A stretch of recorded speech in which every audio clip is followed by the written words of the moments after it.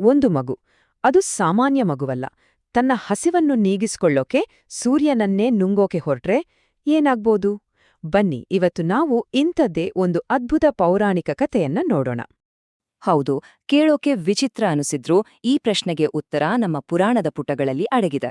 ಅಷ್ಟಕ್ಕೂ ಈ ಕಲ್ಪನೆ ಇದೆಯಲ್ಲ, ಇದೇ ಒಂದು ದೈವಿಕ ಬಾಲಕನ ಅಸಾಮಾನ್ಯ ಕಥೆಗೆ ಮುನ್ನುಡಿ ಬರೆಯುತ್ತೆ. ನಮ್ಮ ಕತೆ ಶುರುವಾಗೋದೇ ಒಂದು ಪುಟಾಣಿ ಮಗುವಿನ ಹಸಿವಿನಿಂದ. ಆದ್ರೆ ಇದು ನಾವು ನೀವೆಲ್ಲ ಅನ್ಕೊಂಡ ಹಾಗೆ ಸಾಮಾನ್ಯ ಹಸಿವಲ್ಲ. ಇದು ಇಡೀ ಬ್ರಹ್ಮಾಂಡದ ಗತಿಯನ್ನೇ ಬದಲಿಸಿಬಿಡಬಹುದಾದಂತಹ ಒಂದು ಹಸಿವು.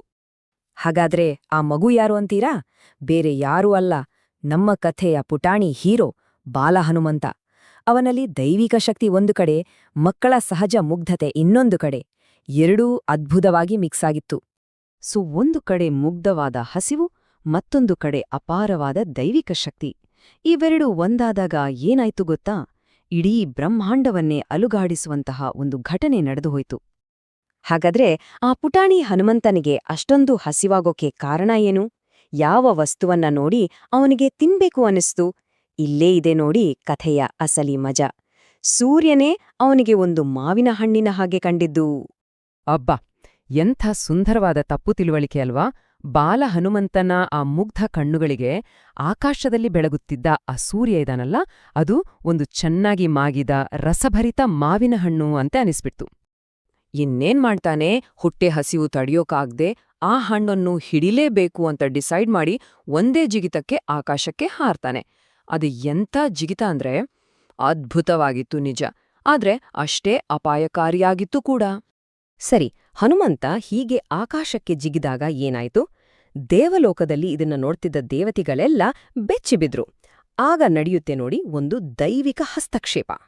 ಭೂಮಿ ಮೇಲೆ ನಡೀತಿದ್ದ ಈ ಅನಿರೀಕ್ಷಿತ ಘಟನೆಯನ್ನ ನೋಡಿ ಇಡೀ ದೇವಲೋಕಕ್ಕೆ ಶಾಕ್. ಸೂರ್ಯನನ್ನೇ ನುಂಗೋಕೆ ಹೊರಟಿರೋ ಈ ಮಗು ಯಾರು ಅಂತ ಎಲ್ಲರಿಗೂ ಗಾಬರಿಯಾಗೋಕೆ ಶುರುವಾಯಿತು. ಪರಿಸ್ಥಿತಿ ಕೈಮೀರಿ ಹೋಗ್ತಿದ ಅಂತ ಗೊತ್ತಾದ ತಕ್ಷಣ ದೇವತೆಗಳ ರಾಜ ಇಂದ್ರ ಒಂದು ಕಠಿಣ ನಿರ್ಧಾರ ತಗೊಳ್ತಾನೆ. ಬ್ರಹ್ಮಾಂಡಕ್ಕೆ ಆಗಬಹುದಾದ ದೊಡ್ಡ ಅನಾಹುತವನ್ನು ತಪ್ಪಿಸೋಕೆ ತನ್ನ ಶಕ್ತಿಶಾಲಿ ವಜ್ರಾಯುಧದಿಂದ ಹನುಮಂತನ ಮೇಲೆ ಪ್ರಹಾರ ಮಾಡ್ತಾನೆ. ಆ ಹೊಡೆತಕ್ಕೆ ಹನುಮಂತ ಮೂರ್ಛೆ ಹೋಗ್ತಾನೆ. ಆದ್ರೆ ಕಥೆಯೇ ಇಲ್ಲಿಗೆ ಮುಗಿಯೋದಿಲ್ಲ. ನಿಜ ಹೇಳ್ಬೇಕಂದ್ರೆ ಇಲ್ಲಿಂದಲೇ ನಮ್ಮ ಹೀರೋನ ಅಸಲಿ ಪಯಣ ಶುರುವಾಗೋದು. ಇದು ಅವನ ರೂಪಾಂತರದ ಸಮಯ, ಅಜೇಯತ್ವದ ವರಗಳೂ ಸಿಗುವ ಸಮಯ. ಹನುಮಂತ ಕೆಳಗೆ ಬಿದ್ದ ಮೇಲೆ ದೇವತೆಗಳಿಗೆ ಅವನ ನಿಜವಾದ ಶಕ್ತಿಯ ಅರಿವಾಗತ್ತೆ. ಅವರಿಗೆ ಪಶ್ಚಾತ್ತಾಪವಾಗಿ ಬಾಲಹನುಮಂತನಿಗೆ ಮತ್ತೆ ಜೀವ ಕೊಡ್ತಾರೆ.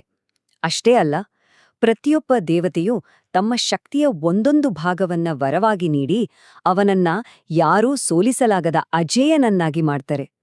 ನೋಡಿ, ಒಂದು ಅಪಾಯಕಾರಿ ಘಟನೆ ಹೇಗೆ ಒಬ್ಬ ಮಹಾನ್ ನಾಯಕನ ಹುಟ್ಟಿಗೆ ಕಾರಣವಾಯಿತು ಅಂತ. ಸರಿ, ಈಗ ನಾವು ಈ ಕಥೆಯ ಕೊನೆಯ ಮತ್ತು ಅತಿ ಮುಖ್ಯವಾದ ಭಾಗಕ್ಕೆ ಬಂದಿದ್ದೀವಿ. ಇಲ್ಲಿ ಶಕ್ತಿ ಮತ್ತು ಜ್ಞಾನದ ಒಂದು ಅದ್ಭುತ ಸಂಗಮವನ್ನ ನಾವು ನೋಡಬಹುದು. ಈ ಇಡೀ ಕಥೆಯ ಸಾರಾಂಶವನ್ನು ಒಂದೇ ಪದದಲ್ಲಿ ಹೇಳ್ಬೇಕು ಅಂದ್ರೆ ಅದು ಜ್ಞಾನ.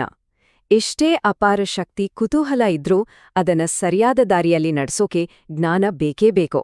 ಹನುಮಂತನ ಈ ಅನುಭವ ನಿಜಕ್ಕೂ ನಮಗೆಲ್ಲರಿಗೂ ಒಂದು ದೊಡ್ಡ ಪಾಠ. ಈ ಕಥೆಯಿಂದ ನಾವು ಕಲಿಯೋ ಪಾಠಗಳು ಇವತ್ತಿಗೂ ಅಷ್ಟೇ ಮುಖ್ಯ. ನೋಡಿ, ಧೈರ್ಯ ಅನ್ನೋದು ತುಂಬಾ ಶಕ್ತಿಯುತವಾದದ್ದು. ಕುತೂಹಲದಿಂದ ಜಗತ್ತನ್ನೇ ಬದಲಾಯಿಸ್ಬೋದು. ಆದ್ರೆ ನಿಜವಾದ ಶಕ್ತಿಯಂದ್ರೆ ಏನು ಗೊತ್ತಾ? ಜ್ಞಾನದ ಜೊತೆ ಸೇರಿದ ಬಲ.